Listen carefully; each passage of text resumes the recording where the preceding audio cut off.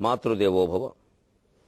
నరుడు గంధరగోళాల నడుమ నిన్ను ఆర్తితో కొలిచినప్పుడే అందము గలదు.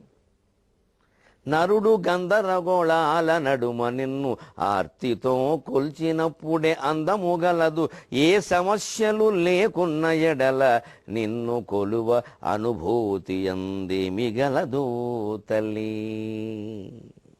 ఏబిఎన్ ఆంధ్రజ్యోతి ప్రేక్షక మహాశయులందరికీ నవజీవన వేదం అనే కార్యక్రమంలో 245వ భాగానికి స్వాగతం పలుకుతున్నాం. అశాస్త్ర విహితం ఘోరం తప్యంతే ఏ తపో జనా దంభాహంకార సంయుక్త కామరాగ బలాన్వితా.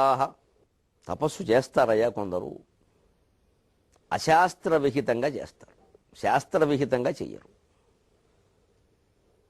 పూజ, ధ్యానము, స్మరణము, పూజ, తపస్సు ఏదైనా సరే శాస్త్రం అంటే ఏం లేదండి, అనూచానంగా సంప్రదాయ పరంపరగా ఏర్పాటైన విధానం.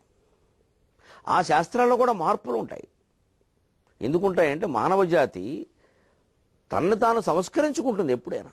ఒక ప్రవాహం, సంస్కృతి అంటే ప్రవాహం. ప్రవాహం ప్రవహించిన కొద్దీ పవిత్రం అవుతుంది. ఒక గుంటలో నీళ్ళు అలా ఉన్న కొద్దీ అపవిత్రం అవుతాయి, ప్రవహించిన కొద్దీ పవిత్రం అవుతాయి. నదీ స్నానం శ్రేష్టం అని ఎందుకు చెప్పారు అంటే, పుష్కరాల్లోనూ ఏకాదశి నాడు చేయమని కాదు, రోజూ చేయాలి. మనం నదులు పాడు చేసుకున్నాం, కాలువలు పాడు చేసుకున్నాం, చెరువులు పాడు చేసుకున్నాం.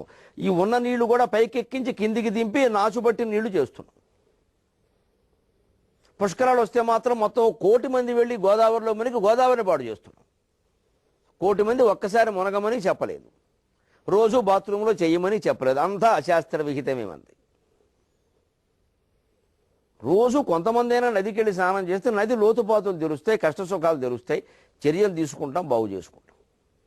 అసలు ఇంకా ఆ జోలికి వెళ్ళరు. ఇంకా శుభ్రంగా హీటర్ వేసి వేడి నీళ్ళు పోసేసుకోవడం. మళ్ళీ మనిషికో హీటరు. అసలు మన లోపలే హీటర్లు ఉన్నాయి, అస్తమానం కోపాలు రావట్లా, వేరే హీటర్ ఎందుకు? ఆ నీళ్ళ గిన్నె ఏదో పట్టుకొచ్చి ఒక మొగాడు గుండెల మీదను ఆడాళ్ళకి మెడ వెనకాల పెడితే మొత్తం వేడెక్కుతాయి నీళ్ళని. అంతంత కోపాలు ఉన్నవి ఒక్కొక్కళ్ళకి. ఇదో సంత. ఇది ఉద్దేశం. ఇది ఏం చేసినా సరే శాస్త్ర విహితం అంటే మనిషి సౌకర్యం కోసం ప్రవాహం, సంస్కృతి ప్రవాహం. ఇదివరకు ఏవో కొన్ని చేయొచ్చు, నిజమే, తప్పులు మానేస్తాం. అంటే ఇప్పుడు మానేసిన కొత్త ఆచారమే మనం పాటించాలి. కానీ పూర్వం ఇలా ఉండేవారు తీసుకురాకూడదు అవన్నీ ప్రమాదం. అది అవి వద్దనుకునే మానేసాం. మళ్ళీ బాల్య వివాహాలు తీసుకొచ్చి పెడతారేంటి? ఇక్కడ జరిగేది కాదు అది. ఉన్న వ్యవస్థను సంస్కరించుకోవడం ఎలాగ చూడాలి. కానీ మళ్ళీ మొత్తం బాల్య వివాహం తీసుకొద్దామంటే మళ్ళీ అక్కడే మళ్ళీ తర్వాత మళ్ళీ వితంతు వివాహాలు కూడా వస్తాయి, అన్నీ వస్తాయి. ఇంకా మళ్ళీ మళ్ళీ మళ్ళీ మళ్ళీ మళ్ళీ కందుకూరు వీరేశ్వరంగా మళ్ళీ రఘుపతి వెంకట అందరూ మొదలవుతాయి. ఎలాగో జరిగేదేనండి. ధాతా పురస్తాద్య ముదాజహార ధాత యథాపూర్వం అకల్పయేతు, ధాత యథాపూర్వం అకల్పయేతు. బ్రహ్మదేవుడు సృష్టి చేయడం మొదలుపెట్టాక ఒక కల్పంలో ఎలా చేయాలో తెలియక విష్ణుమూర్తిని అడిగాడు, ఏం చేయాలన్నట్టు. Turn the page, land the work అన్నట్టు. యథాపూర్వం అకల్పయేతు, ఎలా ఏం చేయాలని అడుగుతామేటయా, పూర్వం ఎలా చేసావో అలాగే చేయాలన్నట్టు. ఒకసారి గుర్తు చేసుకున్నట్టు అలాగే చేసేట్టు. అలాగే జరుగుతాయి.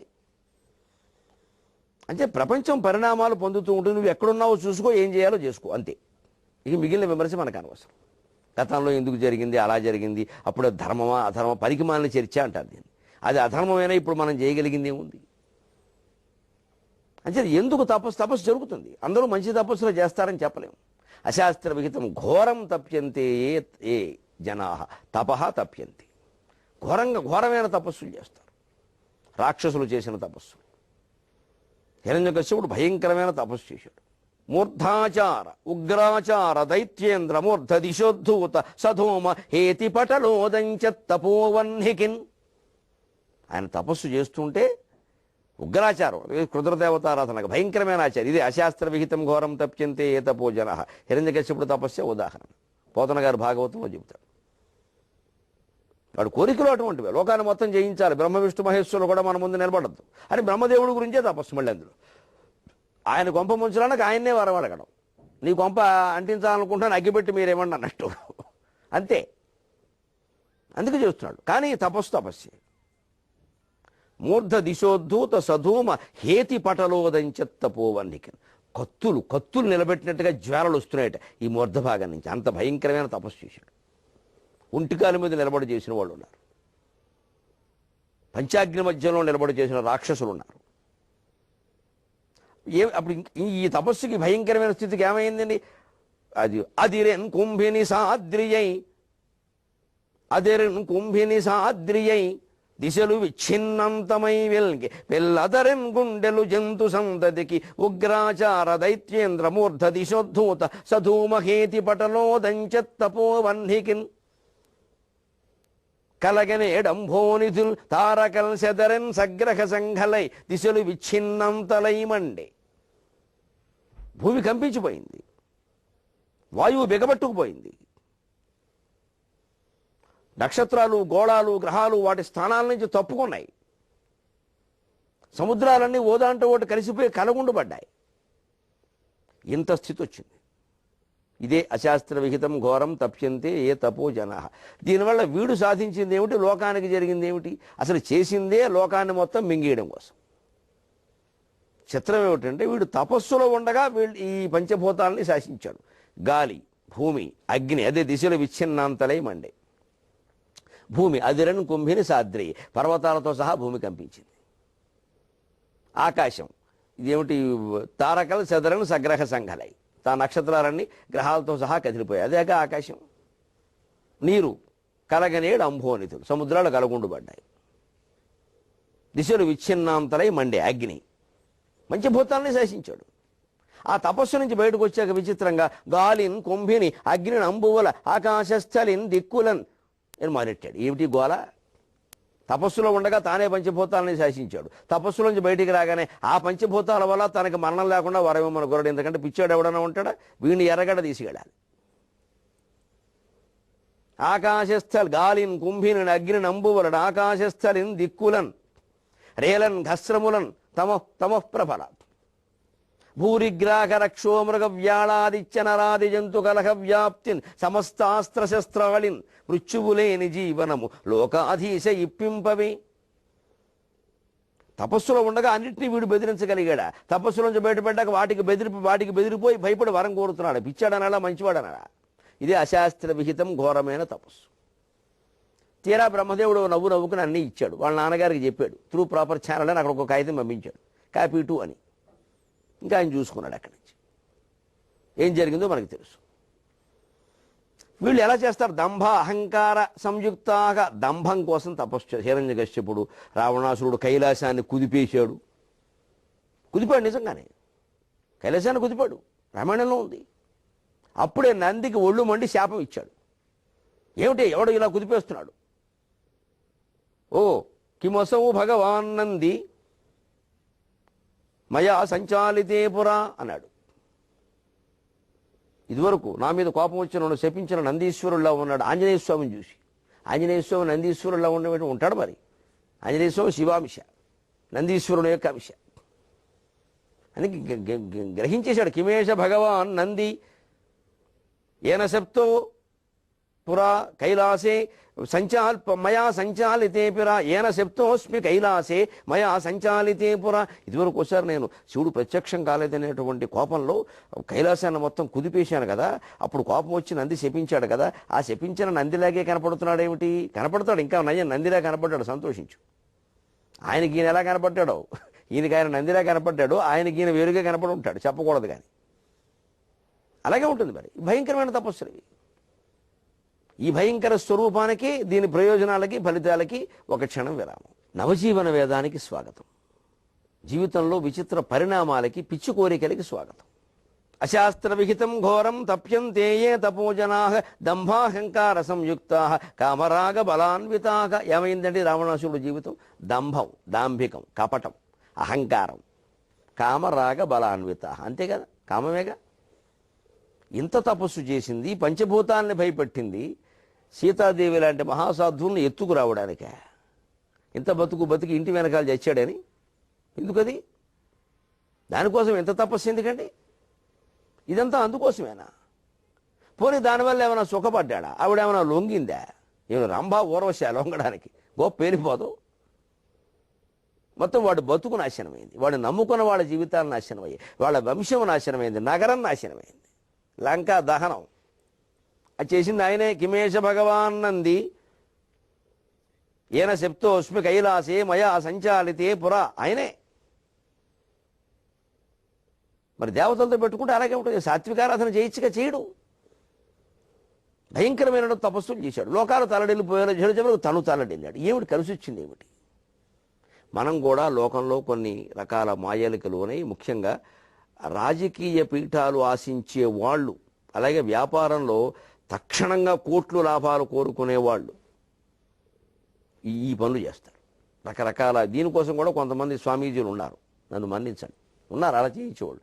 రకరకాల అశుద్ధ ద్రవ్యాలు, అది అనుచితం, అసమంజసం, అసఖ్యమైనటువంటి వస్తువులు పట్టుకురమ్మడం, వాటిని యజ్ఞాల్లో హోమాల్లో వెయ్యడం, వాడికి ఏదో ఓ పిచ్చి పెట్టడం, అక్కడి నుంచి ఏదైనా పొరపాటున ఏదైనా జరిగినట్టు అనిపిస్తే వాడు వెళ్ళి 10 మందికి ప్రచారం చేయడం, ఈయన బిజినెస్ పెరగడం, ఈయన వ్యాపారం చేసేవాళ్ళు ఇప్పటికీ ఉన్నారండి. కానీ ఇవన్నీ లోకాన్ని నాశనం చేయడంతో పాటుగా చేసిన వాడిని, చేయించిన వాడిని కూడా నాశనం చేసేస్తాయి. ఇటువంటి వద్దు అని చెబుతున్నాడు కృష్ణుడు.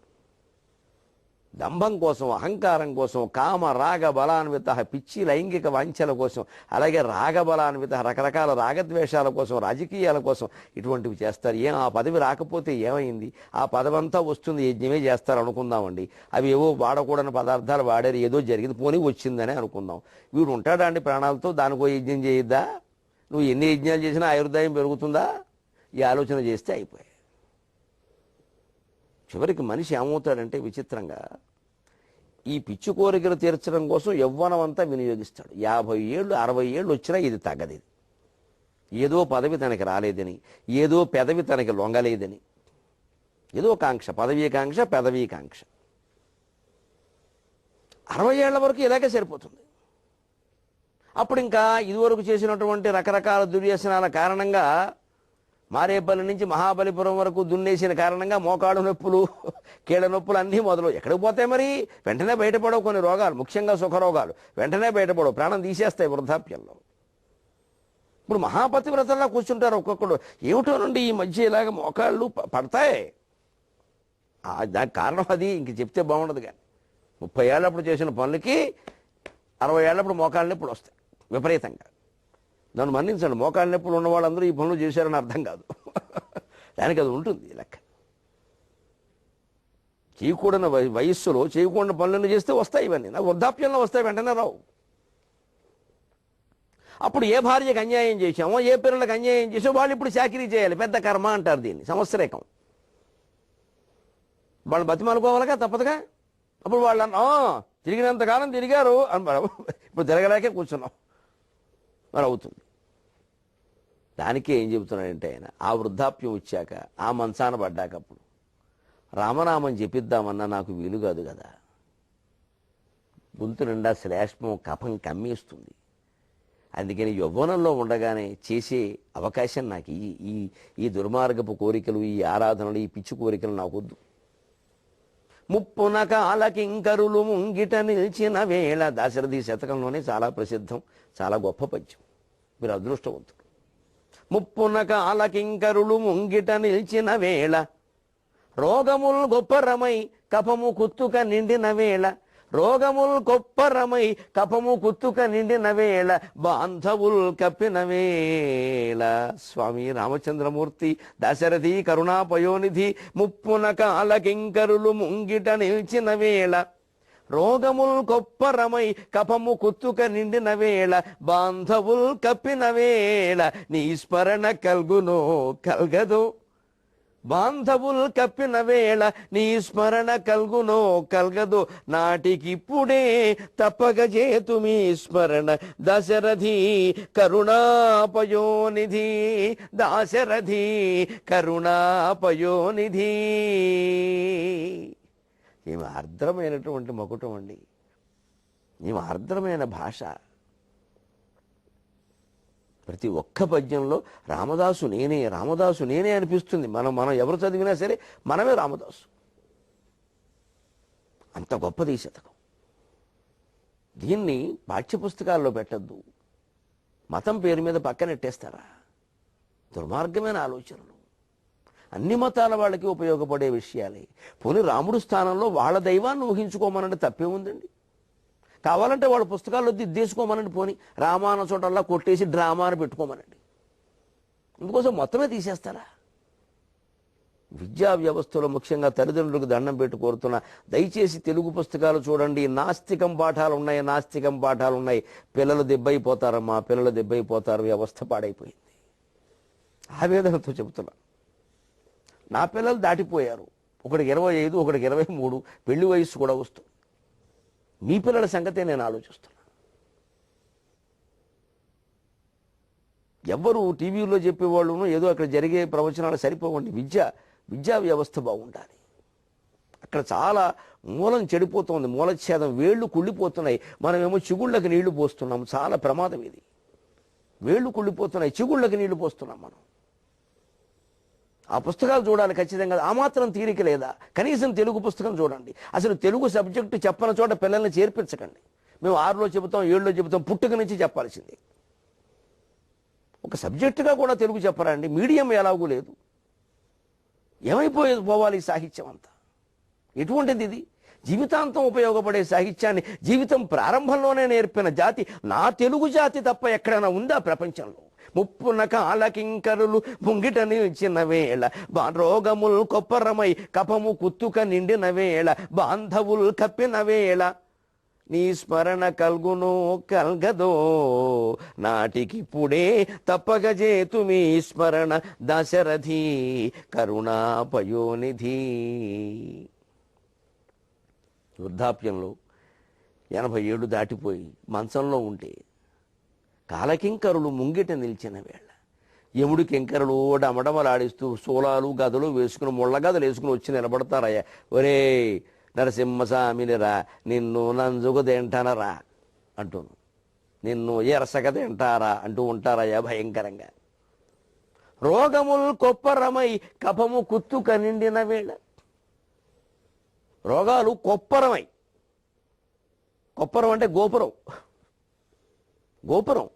కొప్పరపు కవులు దాని మీద మంచి చమత్కారం చెప్పారు.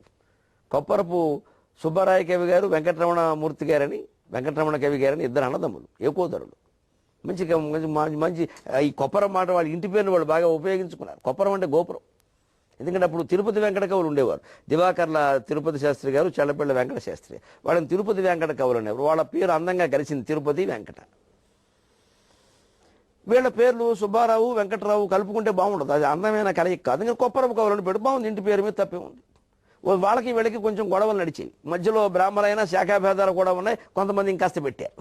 దానికి ఏముంది, మనవాళ్ళ దానికి సిద్ధమేగా. కవిత్వం కంటే మనకి గొడవలు ఇష్టం. ఏదో పెడితే ఓసారి కొప్పరపు కవుని అడిగారు. వాళ్ళ ఇంటి పేరు తిరుపతి, వాళ్ళు తిరుపతి అంటే మీరు కొప్పరం, మీ ఇంటి పేరు ఏమిటండి అసలు, ఏమి మీ గొప్పదనం, నీ బొంద నీకేం తెలుసు, కొప్పరం అంటే గోపురం. తిరుపతి ఎక్కడ ఉంటుంది, కొండ మీద. తిరుమల దానిపైన ఉండేది గోపురం. వాళ్ళు మేమే పైవాళ్ళం అన్నట్టు.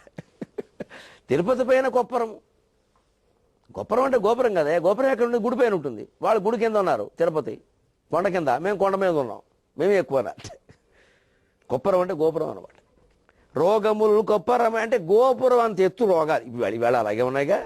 ముప్పున కాలకింకరులు ముంగిట నిలిచిన వేళ, రోగములు కొప్పరమై కఫము కుత్తుక నిండిన వేళ, బాంధవులు కప్పిన వేళ, నీ స్మరణ కల్గునో కల్గదో నాటికిప్పుడే తప్పక చేతు మీ స్మరణ దశరథి కరుణాపయోనిధి. గోపురం అంతెత్తు రోగాలు. వీళ్ళు నిజంగా అందరి పరిస్థితి అలాగే ఉందిగా. 25 ఏళ్లకేమో మధుమేహమా, 30 ఏళ్ళు రాగానే గుండెపోట్లు కూడా వస్తున్నాయా, రక్తపోట, ఇక 40 గుండెపోట, ఇక 50కి రాబట్టి పోటు ఏమి ఉండదు. ఇంకా వీళ్ళు ఉంటే కదా ఏదైనా పోటు, అన్ని పోట్లు అయ్యి ఇక రోగట పోటే, ఎముడు కింకరలో పోటే. ఇంకా తర్వాత పైగా ఒక వయస్సులోనే 5-6 రోగాలు చుట్టుముడ్డాం. అసలు ఈవేళ షుగరు బీపీ లేని వాళ్ళు, శంఖచక్రాలు ధరించని విష్ణుమూర్తి అయినా కనపడతాడు కానీ షుగరు బీపీ లేని మనిషి కనపడలేదు. ఇంకా జంట కవుల్లో అయిపోయినాయి ప్రతి ఇంట్లో, ప్రతి ఒంట్లో జంట కవులు. ఇదే కదండి రోగములు గొప్పరమే. వాళ్ళు ఇంకా ఉందో లేదో ఆయన ఊరికే అన్నాడు, మనకు ఉన్నాయి తెలుస్తున్నాయి ఇక్కడ. పైగా ఏ రోగం జోలికి మనం వెళ్ళినా మన రోగం కుదిరినట్టే, ఓ ఎకరం అమ్మేయడమే. వైద్యం అలాగే ఉంది. అలాగ వృద్ధాప్యంలో కమ్ముతాయనుకున్న రోగాలు ఇవాళ మనకు యవ్వనంలో కమ్ముతున్నాయి. ఇంకెంత జాగ్రత్తగా ఉండాలి. వైద్యం విషయంలో కాదు, భగవత్ స్మరణ విషయంలో, ఆత్మజ్ఞానం విషయంలో, తత్వ విచారం విషయంలో. నాయాసో బ్రహ్మ విజ్ఞప్తౌ ఇది వేదాంత రెండిమహ నాతి దూరే నృణాం మృత్యు ఇది వేదాంత రెండిమహ శంకరాచార్య చెబుతారు. సుప్తేరుత్థాయ సుప్త్యంతే బ్రహ్మైక్యం చింత్యతాం పరం నాతి దూరే నృణాం మృత్యు ఇది వేదాంత రెండిమహ. అసలు నిద్ర లేచింది మొదలు నిద్ర మళ్ళీ పడుకునే వరకు పరతత్వ చింతన తప్పితే నీకు వేరే పనే ఉందయా అన్నాడు ఆయన ఒళ్ళుమండి. అజయ్ దానికి అవసరంగా అది చేస్తూ ఉంటే ఏమైనా అత్యవసరంగా పనులు వస్తూ చేసుకో విరామంలో. అసలు పని అది తత్వచింతన, అసలు పని తత్వచింతన, మిగిలినవన్నీ విరామం, బ్రేకులో చేసే పనులు ఇవి. కానీ మనమేమో జీవితంలో ఆశలు తీర్చుకోవడం కోసం తొక్కకూడని మార్గాలన్నీ తొక్కుతూ, చేయకూడని పనులన్నీ చేస్తూ, అప్పుడప్పుడు కొంచెం బాధో భయమో కలిగినప్పుడు ఓ శుక్రవారం ఒకటి 2 చెవుల నిండా పూలెట్టుకుని గుళ్ళోకి వెళ్ళిపోతే దేవుడు వెర్రివాడు ఇక్కడ కరుణించడానికి. మన నేను ప్రతి శుక్రవారం వెళ్ళేది, రోజు ఎందుకు వెళ్ళవు? అసలు అక్కడే ఎందుకు కూర్చోవు? మనకంటే ఆ ముష్టాలు నయ్యే వాళ్ళు అక్కడే కూర్చుంటారు దేనికోసమైనా. అది ప్రధానమైన కార్యం తత్వచింతన, ప్రధానమైన కార్యం ఆత్మజ్ఞానం. ఆ చేస్తూ ఉన్న పనిలో ఇంకేదో మధ్యలో వస్తే చేస్తాం, లేదా మానేస్తాం. ఆకలి వేసింది అన్నం తింటాం అంతే. ఆ అన్నం కోసం ఏదో సంపాదించుకోవాలి, చాలు, అంతవరకు చాలు. అలా ఉంటే జీవితం ఎంత ప్రశాంతంగా ఉంటుంది. పెంచుకుంటూ పోయాం కోపురంలాగా, కోరికలు పెంచుకున్నా రోగాలు పెరిగాయి. కఫము కుత్తుక నిండిన వేళ వృద్ధాప్యం వస్తే కఫం ఎక్కడ ఉంటాడు పెద్ద కొడుకు ఇక్కడ. మాట రాందేను, మాట రాకుండా సరే పెద్ద కొడుకు కావాలని వెంకటేశ్వరం అక్కర్లేదు. దేశం మొత్తానికి పెద్ద కొడుకు వెంకటేశ్వరం అక్కర్లేదు, ఆయన అక్కర్లేదు, పెద్ద కొడుకు కావాలి. పెద్ద కొడుకు వచ్చి ఏం చేస్తాడు? యమధర్మరాజు నుంచి ఏమైనా తప్పిస్తాడా? కఫము కుత్తుక నిండిన వేళ, బాంధవులు కప్పిన వేళ, కమ్మేశారు బంధువులు. వీళ్ళు రాయించుకున్నావా? రాయించేసుకోమండి, రేపు పొద్దున ఎవరి మాటలు వాళ్ళకి నడుస్తున్నాయి అక్కడ. విన్నామా? మనకి ఏమైనా ఇచ్చాడో? ఎందుకు ఇస్తాడో? పెద్దక్క ఇస్తాడు, నాకెందుకు ఇస్తాడో? మరి అక్క చెల్లి కూడా ఇక్కడ. పెద్దక్క ఇచ్చేట్టు ఇవిడికి ఇవ్వలేదుట, అక్కకి ఇస్తే ఇవిడికి ఇచ్చినట్టు కదా. అక్క ఎవరు? సొంత అక్క చెల్లెళ్ళు, సొంత అన్నదమ్ముల మాటలు ఎలా ఉన్నాయండి ఇళ్లలో. మన అన్నదమ్ముల గురించి, మన అక్క చెల్లెళ్ళ గురించి మనం మాట్లాడే మాటలు. అక్కకి ఇచ్చాడు నాకు ఇవ్వలేదు, అన్నయ్యకి ఇచ్చాడు నాకు ఇవ్వలేదు, ఆయనకి ఏమైనా వాడే, నేను అక్కర్లేదు. ఇన్ని ఆరోపణలు తల్లిదండ్రుల మీద. ఇదే బాంధవులు కప్పిన వీళ్ళంతా మూగి, ఎవడు ఏం మాట్లాడతాడో తెలియదు, ఎవడు వ్యాఖ్యానం ఏమిటో తెలియదు, వాడికి సమాధానం చెప్పి ఓపిక కూడా మనకు ఉండదు. కానీ మన చెవిని పడుతూ ఉంటే ఆలోచించకుండా ఉండలేము. అయితే ఇన్ని సమస్యల మధ్యలో, ఇన్ని రోగాల మధ్యలో, ఇంతమంది బంధురూపంలో ఉన్న రాబందుల మధ్యలో నీ స్మరణ కల్గునో కల్గదో, నిన్ను స్మరించే అవకాశం నాకు వస్తుందో రాదో తండ్రి. నాటికిప్పుడే తప్పక చేతు మీ స్మరణ దాశరథి కరుణాపయోనిధి. దానికోసం మీ స్మరణ ఇప్పుడే మొదలు పెడతానయ్యా. ఇది ప్రతి వాళ్ళ మనం నేర్చుకోవాలి. అదే మనం ధూర్జటి కవిత్వంలో కూడా చివరిలో చెప్పుకున్నాం. దంతంబుల్ పడనప్పుడే, తనువునంద ఆరూఢియున్నప్పుడే, కాంతా సంఘము రోజనప్పుడే, జరక్రంతంబుగానప్పుడే, వింతల్మేన చెరింపనప్పుడే, కురుల్ వెల్వెల్లగానప్పుడే, చింతింపన్వల నీ పదాంబుజములన్ శ్రీకాళహస్తీశ్వర. దీనికే ఈ ధూర్జటి కంటే కూడా, ఈ రామదాసు గారి కంటే కూడా మన అతి ఆధునిక కవి 20వ శతాబ్దంలో మళ్ళీ అంతటి వాడు లేడు అనదగిన కవి విశ్వనాథ సత్యనారాయణ గారు. కవి సమ్రాట్, తెలుగు జాతికి తొలి జ్ఞానపీఠం అందించిన మహానుభావుడు. ఆయన 12,000 పద్యగద్యాలతో రాసిన రామాయణ కల్ప వృక్షానికి చివరిలో ఓ మాట అంటాడు. అది శివుడు పేరు మీద ఉన్నాడు. ఎవరైతే శివుడు వేరు రాముడు వేరా. ఆయన ఇంకా చమత్కారంగా అన్నాడు, కలవొక కొన్ని వేళలు నికామ భవత్పద చింతనాలలో జ్వలిత శిఖాసనాథములు స్వామి. కలవొక కొన్ని వేళలు నికామ భవత్పద చింతనాలలో జ్వలిత శిఖాసనాథములు స్వామి. నన్ను గొనిపోవరాదే ఉజ్వలమగు తన్నిమేషమున, నన్ను గొనిపోవరాదే ఉజ్వలమగు తన్నిమేషమున, జన్మమొకండును లేకయుండ, నన్ను గొనిపోవరాదే ఉజ్వలమగు తన్నిమేషమున, జన్మమొకండును లేకయుండ, విహ్వల కరణాభితప్తమైనట్టి జనుస్సులు చాలు ధూర్జటి. విహ్వల కరణాభితప్తమైనట్టి జనుస్సులు చాలు ధూర్జటి. ధూర్జటి అంటే శివుడండి. ధూళి రంగులో ఉండే జటలు కలిగిన వాడు. ఎందుకంటే తపస్సు కదా, నూనె రాయుడు. మన యువతరం కూడా అంతే. ఎవరు నూనె రాయరంటే వీడు సాక్షాత్తు పరమేశ్వరుడు, వాళ్ళకి దండం పెట్టుకోవాలి మనం. దానికి తోడు జీన్స్ ప్యాంట్ ఒకటి, అది ఏనుగు తోలులాగే ఉంటుంది, మాసిపోయి ఉతకకుండా దట్టంగా ఇంత లావుని. అంచేత జీన్స్ ప్యాంట్ అంటే ఏనుగు తోలు, వీళ్ళ జుట్టు అంటే సాక్షాత్తు శివుడు జటాచూటం. అంచేత మన యువతరం అంతా కూడా శివస్వరూపాలు, నమశివాయ అయిపోయింది. ఈయనెంత చమత్కారంగా అంటున్నా అంటే కలవక కొన్ని వేళలు స్వామి, ఇంకా యవ్వనంలో చేశామా, ముసలితనంలో చేశామా, బంధువులు వచ్చి కూర్చున్నారా చేశామా, లేదా ఈ గొడవంతా ఎందుకయ్యా? అసలు ఎన్ని బాధలు నేను పడుతున్నా, ఎన్ని తాపత్రయాల్లో నేను ఉన్నా, ఈ కవిత్వాల్లో, సన్మానాల్లో, పంచెలు పళ్ళు, బాధాభివందనాలు, పారితోషికాలు, వీటిలో నేను మునిగిపోయినా కూడా ఏదో కొన్ని సందర్భాల్లో నమశివాయ నమశివాయ అని అన్నానా లేదా? అప్పుడు నన్ను లాక్కుపోరాదా అన్నాడు ఆయన. నేను ఎత్తి మీద తేలుందంటే నీ చేత్తోనే తీసేవయ్యా అన్నట్ట. అలా అప్పుడు లాక్కుపోరాదా? నన్నేదో అనమంటావు, మళ్ళీ ఎందుకు వచ్చిన గొడవ? ఏదో ఎప్పుడో అంటాం ఒప్పుకున్నప్పుడు, ఏ మంచం మీద ఎలా నడుము వాల్చేటప్పుడు అప్పుడు లాక్కుపో, నేనేమో కావాలన్నా. అంత నిత్య వైరాగ్యం, నిత్య చిత్తస్థిత శివుడు అని నిత్యము మనస్సులో శివుడే విశ్వనాథ వారికి. అటువంటి మహాకవుల కవిత్వానికి నమస్కారం చేస్తూ ఆ తెలుగు భాషను మనం కాపాడుకుందాం. మళ్ళీ కలుద్దాం. అంతవరకు తెలుగులో మాట్లాడదాం.